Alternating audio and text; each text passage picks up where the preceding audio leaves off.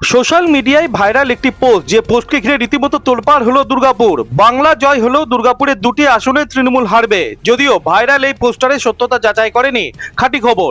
পোস্টারে লেখা রয়েছে, যেভাবে দুর্গাপুরে টাকার বিনিময়ে কারখানাগুলোতে লোক ঢোকানো হচ্ছে, শ্রমিক শোষণ চলছে, তাতে করে বাংলা জয় হলেও দুর্গাপুর হারবে। ভাইরাল এই পোস্টারে অভিযোগে কাঠগড়ায় তোলা হয়েছে দুর্গাপুরের তৃণমূল ট্রেড ইউনিয়নের কোর কমিটির সদস্য মানস অধিকারীকে। ভালো কাজ করলেও কেউ কেউ টেনে নামানোর চেষ্টা করে, এটা তারই প্রমাণ। কোনো দুর্নীতি হয়নি, তিনি করেননি কোনো দুর্নীতি। সাফ জবাব দুর্গাপুরের তৃণমূল ট্রেড ইউনিয়নের কোর কমিটির সদস্য মানস অধিকারীর।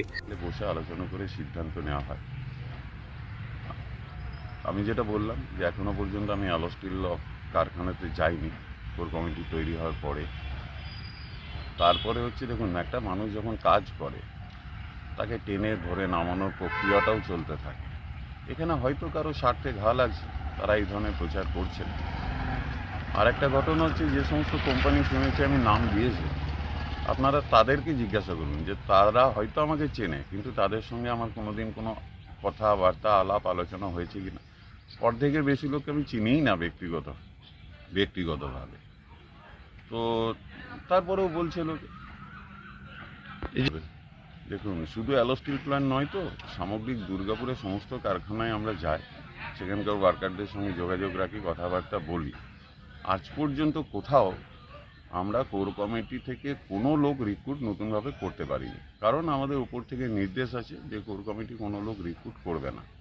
শুধুমাত্র যে সমস্ত কর্মী মারা গেছে, তাদের ছেলেমেয়েরা মানে কর্মরত অবস্থায় মারা গেছে, তাদের ছেলেমেয়েরা ডিপেন্ডেন্ট যাতে কাজ পায়, আমরা তাদের জন্যই তদবির করে থাকি যে এই কাজটা। ভোটের আগে ভাইরাল এই পোস্টারকে ঘিরে জোর রাজনৈতিক শোরগোল শুরু হয়েছে। বিরোধীদের অভিযোগ, এটা এগিয়ে বাংলা, যেখানে শ্রমিক স্বার্থকে জলাঞ্জলি দিয়ে নিজেদের স্বার্থকে বেশি গুরুত্ব দিয়ে রেখেছে তৃণমূল শ্রমিক ইউনিয়নের নেতারা।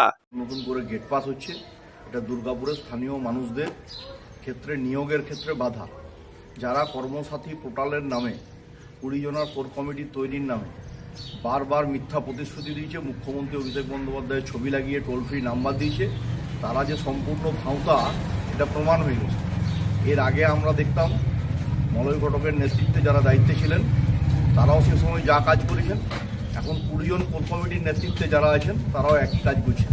তাদের বিরুদ্ধে ওই জন্য আজকে এসপিতে পোস্টার পড়েছে। সাধারণ মানুষ এবং দুর্গাপুরের বেকার যুবকরা তৃণমূল কংগ্রেস দলটাকে প্রত্যাখ্যান করছে। এই কারণে কর্মসংস্থান সৃষ্টি করতে পারে না, শুধুমাত্র বাইরে থেকে লোক এনে 4,45,000 টাকার বিনিময়ে একটা করে গেট পাস তৈরি হচ্ছে এসপিতে।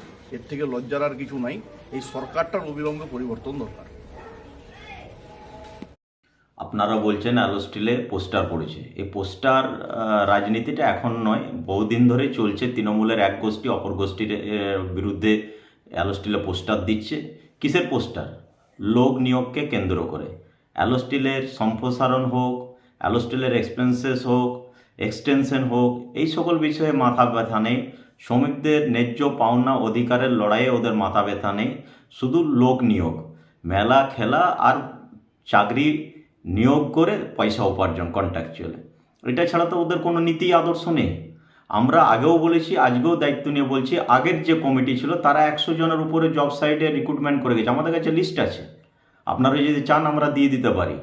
কিন্তু এখন যে কোর কমিটি হয়েছে, আপনারা দেখেছেন ওনাদের রাজ্য সভাপতি ঋতব্রতবাবু ডিএসপিতে বলে গেছিলেন যে চারা পোনা ছেড়েছিলাম, তারা হাঙ্গর হয়ে গেছে, তাদেরকে চেঞ্জ করতে হয়। যথাযথভাবে চেঞ্জ করলো। সেই যাদেরকে চেঞ্জ করলো তারাও আবার তার দ্বিগুণ হয়ে গেল, তারা আবার কুমির বেরিয়ে গেল, তাদেরকেও পরিবর্তন করলো। তাদেরকে পরিবর্তন করে নতুন 11 জনের কোর কমিটি নিয়ে এলো। তারা কতটা ট্রেড ইউনিয়ন বুঝে আমি জানি না, ট্রেড বুঝে হয়তো, কিন্তু ট্রেড ইউনিয়নটা কতটা বুঝে আমার জানা নেই। কিন্তু এরকম আপনারা দেখবেন। এই ভাইরাল পোস্টার দুর্গাপুরে অ্যালো স্টিল কারখানার ভেতর লাগানো হয়েছে বলে বিরোধীদের দাবি। তবে ভোটের আগে ভাইরাল এই পোস্টারকে ঘিরে রাজনৈতিক তরজা তুঙ্গে উঠেছে। দুর্গাপুর থেকে অনুরাধা সিংগুপ্ত রিপোর্ট, খাঁটি খবর।